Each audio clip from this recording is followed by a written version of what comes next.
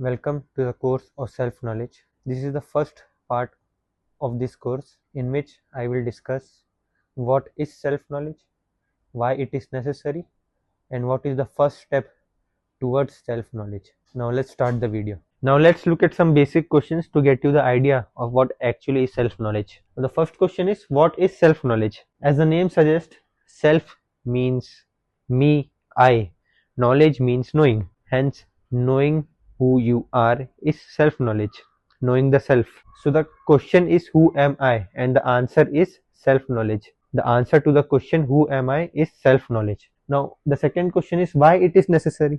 Why knowing who you are so necessary? The one and the only reason is because it destroys, it negates, it cesses, it reduces, no, it completely analyzes, vanishes your suffering. Now, knowing who you are actually destroys your suffering. We all think we know who we are, but in reality, we are far deluded. We are living in an illusion of a self. We don't know who we are. And the answer to that, who we don't know who we are, is self-knowledge. And the reason for suffering is just that. We don't know who we are, and that is why we are suffering. And that is why it is necessary to gain self-knowledge. Now the third question is, what is the first steps towards self-knowledge? What is the first step towards gaining self-knowledge? Well, basically, to take the first step, you need a motivation or a purpose, and that motivation and purpose towards self-knowledge is realization of suffering. Realizing that you are suffering is the first step and the first motivation that you need to move towards self-knowledge. So the answer to these three questions in a summary is, self-knowledge is knowing who you are. Why it is necessary? It is necessary because it destroys your suffering.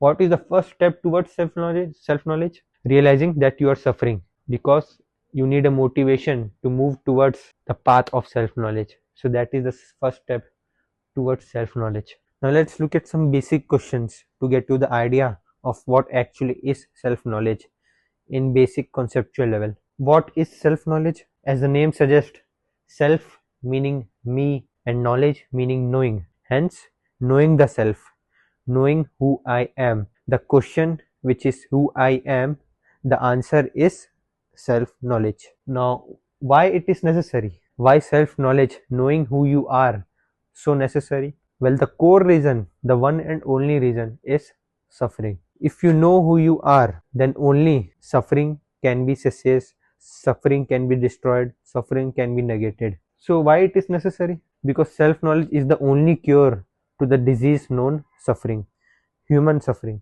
Now the third question is, what is the first step towards self-knowledge? What is the first step toward knowing who you are, towards knowing the answer to the question, who am I? The first step is realizing that you are suffering. If you don't know, or if you don't realize that you are suffering, then why will you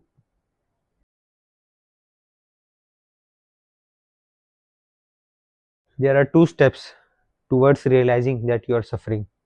The first step is understanding logically that you are suffering, and the second is applying that logic through awareness in your daily life.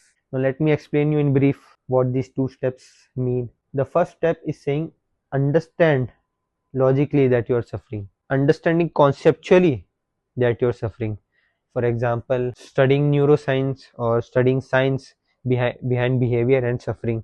In that way, you can understand conceptually how the brain works and how it leads to suffering, what feelings are, what emotions are. Understanding those things are understanding logically in conceptual level how you are suffering. Now you understand logically that the human is made to suffer. With the help of logic, with the help of concept, with the help of science, you understand that human is born and it suffers. Now, how can you fully realize it? Yes, you understand it logically that the human brain is made for suffering. Now, how do you truly realize it? Because just simply knowing logically does not mean you fully realize that you are suffering. There is amygdala in your brain which has emotional memory, and to rewire that emotional memory, you need experience. Simply logic cannot rewire your brain to fully realize that you are suffering. So the second steps comes here. Applying that logic in your daily life helps you experience that logic. So when you experience that logic, you fully understand, fully realize that logic. So first you have to understand conceptually, logically, that you are suffering, and second you have to experience that logic in your daily life, and then only realization occurs of suffering.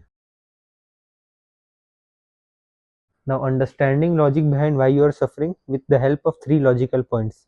Let's understand with three logical points why you are suffering. The first is search for happiness indicates to suffering. If you are searching for something, it means you do not have that something.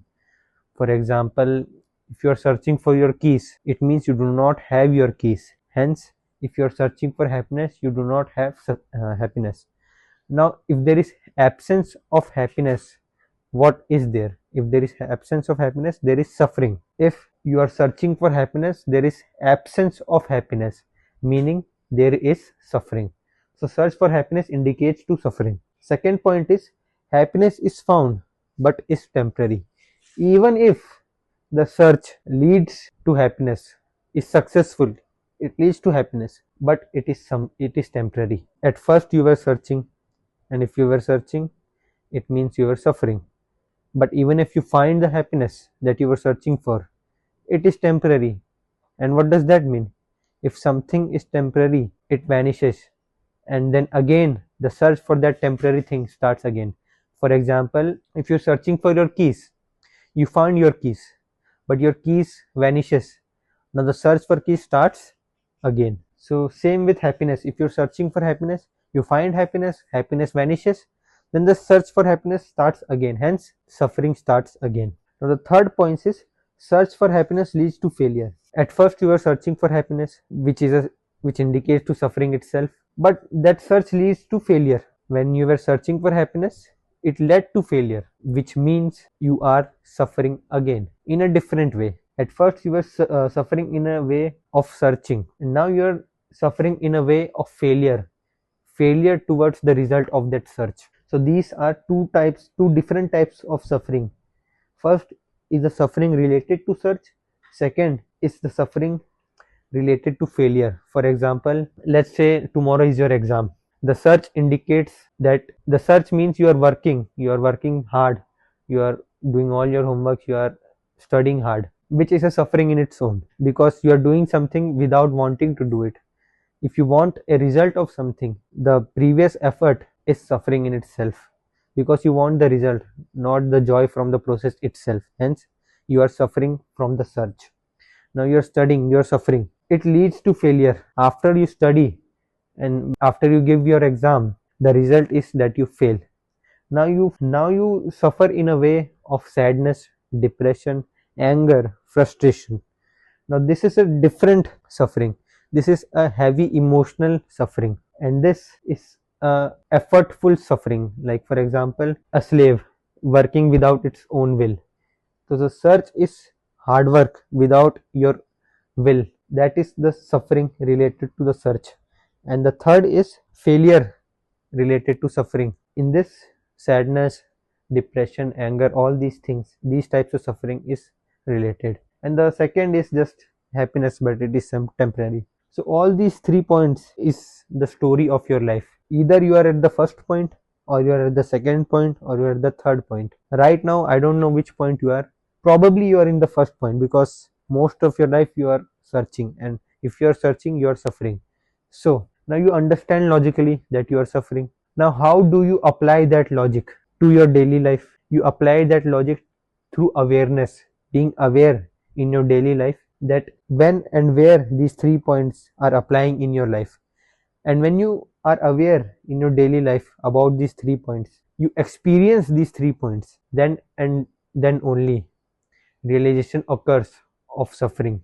So you have to experience all these three logical points in your life, then and then only you realize that you are suffering, and then only it leads to the first step towards self knowledge. This is the only way to be motivated towards self knowledge. So that's it for the first video. Now I will see you in the second video. Thanks for watching.